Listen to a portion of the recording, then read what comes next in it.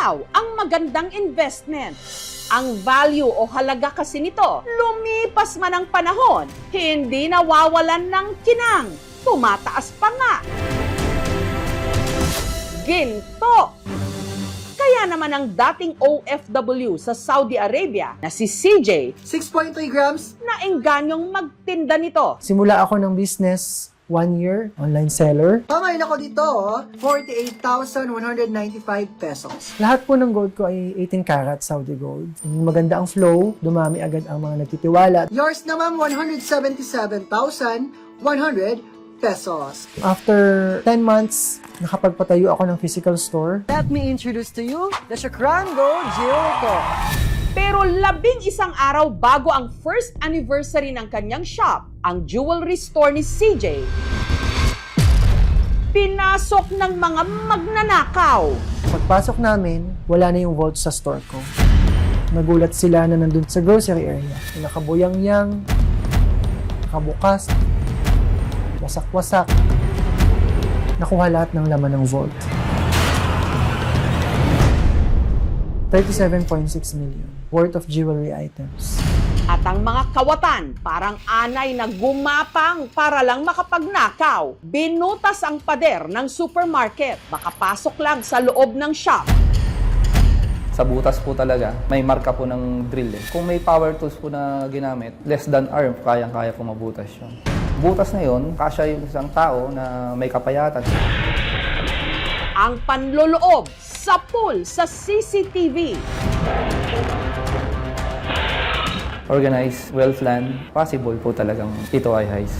Sino ang utak sa panloloob ng tinaguriang Bulacan Gold Heist? 2 tao na naka-cover. Gumuho po talaga yung mundo ko. Sobrang galit ko. Hindi ko inaasahan na ganito yung mangyayari.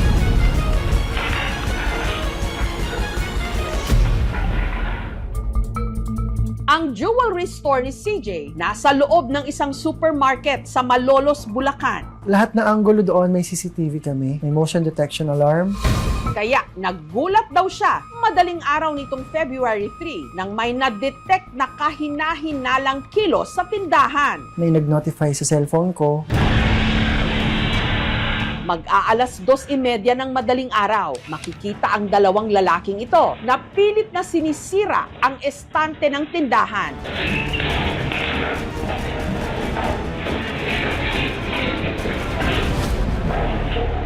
Ilang sandali lang, nakapuslit ang isa sa mga ito. Balot na balot ang kanyang mukha. Nakasuot din siya ng sombrero at long sleeves. Nung napansin nito ang camera, ibinaling niya ito. Pero ang hindi nila alam, may isa pang camera na nakatutok sa kanila habang pinupuntirya nila ang gate kung nasaan ang vault na naglalaman ng mga alahas. Agad-agad akong tumawag sa 911, tsaka tumakbo sa supermarket. So, dumating agad kami before 3 o'clock. Pagdating namin doon, may isang guard na naka-duty. And in-inform ko siya na may nagnanakawan sa loob ng store ko. Pero hindi raw sila agad pinapasok sa loob dahil wala raw susi. Saka nga naman makakita ng security. Nasa labas lang, walang access sa loob. Since supermarket ay private entity, so hihingi pa rin tayo ng clearance talaga sa kanila.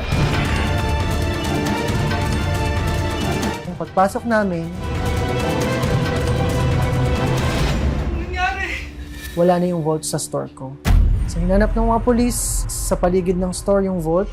Nagulat sila na nandun sa grocery area. Nakabuyang-yang, nakabukas, wasak-wasak. Unfortunately, nung nakita nila, nakuha lahat ng laman ng vault. 5,000 cash. Nasa 600 plus na halo-halong hikaw, singseng, mga bangle, kwintas at bracelet. 37.6 million worth of jewelry items. Halos gumuho yung mundo ko nung nakita ko yun. Nablangko ako. Hindi ko na alam kung nananaginip ba ako. Nakatulala na lang ako habang nag-iimbestiga yung mga pulis. Mula doon sa jewelry shop ng biktima, sinakay ito sa isang ladder wheel ng supermarket. Ang ginamit para mabuksan ang vault. Paulit-ulit na pagbabareta, pagsungkit. Pero kung nakakandado ang supermarket, saan dumaan ang mga kawatan? So yung debris ng mga semento nandun sa likod ng aircon. So pinasilip ko dun sa isang pulis na maliit ang katawan. So yun, natuklasan namin na merong butas nga dun sa likod ng aircon. Kung may power tools po na ginamit, less than arm, kayang-kaya po mabutas yun. According to sa isang resident, meron siyang nagrinig na didrill. Kaya lang, sa may tapat ng bahay niya, meron ding road maintenance eh. So hindi niya pinansin. So dito sa area na to, dito nakita namin dalawang water bottle, walang mark. Then yung guantes nila dyan, naiwan na rin. Ang kabilang dulo ng lalabasang butas ang masukal na loteng ito sa gilid ng supermarket. Matapos ang isinagawang investigasyon, ang mga pulis may natukoy na 5 persons of interest. Meron tayong isang person of interest na membro siya ng termite gang. Ganito rin yung modus nila. Bumubutas din ng pader. Na-identify ito ng witness natin. Nakausap pa niya to habang nangangalakal siya ng mga basura. Yung isang driver ng kotse na paikot-ikot dun sa area na nagmamasid. Kabilang din sa listahan ng persons of interest ng Philippine National Police ang naka-duty noong gwardiya, pati na ang mga nag-install ng CCTV ni CJ. 2 araw bago yung insidente, pina-update ko pa yung alarm system ko. Chinek nila at alam nila kung saan nakapwesto yung mga modem, yung mga alarm system at saka CCTV ko. May iba't ibang uri ng robbery. Kung ang robbery ay walang nasaktan, ang parusa dito ay hindi lalagpas ng 6 years. Pag-uutos din ng korte na ibalik nila ang halagang nakuha nila kasama na ang danyos at perwisyo. Hindi rin isinasantabi ng mga otoridad ang anggulo ng inside job. Possible, may mga empleyado na nandoon na pwedeng nagbigay ng tip. Hiningan namin ng pahayag ang pamunuan ng supermarket kung saan tenant si CJ. Tumanggi silang magpa-interview.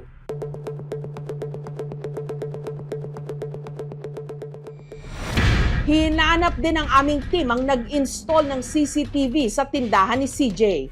Sa oras na ginagawa ang ulat na ito, hindi pa sila nagbibigay ng pahayag.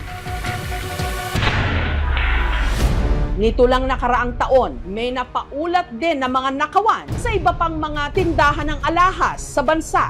Sa kuha sa CCTV, Noong February 2025, 3 armado ang sumalakay sa isang pawn shop at jewelry store sa Ilustre Street sa Davao City at tinatayang aabot ng 40 million pesos ang halaga ng mga alahas na natangay. Noong December 2025 naman sa Pavia, sa Iloilo, sa pamagitan ng drainage access o imburnal ng isang mall, palihim na nakapasok ang mga suspect at itinakbo ang mahigit 30 million pesos na halaga ng mga alahas at cash mula sa isang jewelry store at sa katabi nitong money changer. Yung mga ninanakaw na alas, sinachop-chop, maaari nilang ibenta kung ayaw nila ng traces. Itutunawin nila. Ang dapat dyan, yung mga layered security. Panic alarms, kahit may matouch lang sila, nagpa-panic alarm na agad sa pinakamalapit na police station.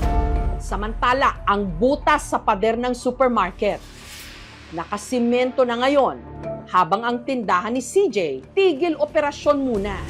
Sa mga kawatan, di ko lang alam kung paano yan sila makakatulog at paano nila harapin yung konsensya nila. Lumaban kayo ng patas. Magbanat kayo ng buto nyo. Paano nyo nalulunok yung mga pinagnakawan ninyo? Paano nyo na ipapakain sa pamilya nyo? Yung hindi naman inyo, hindi naman dugot pawis ninyo. Pamain ako dito. Tinuloy po namin yung live selling dahil dito po ako nadapa eh. Dito din po ako babangon. Planado, sistematikong isinagawa, parang heist o yung mga napapanood sa pelikula. Sa laban kontra sa mga umaatake sa mga tindahan ng alahas, hindi sapat ang bakal at simento. Kailangan ng mas masusing pagbabantay at pagdakip sa mga anay ng lipunan.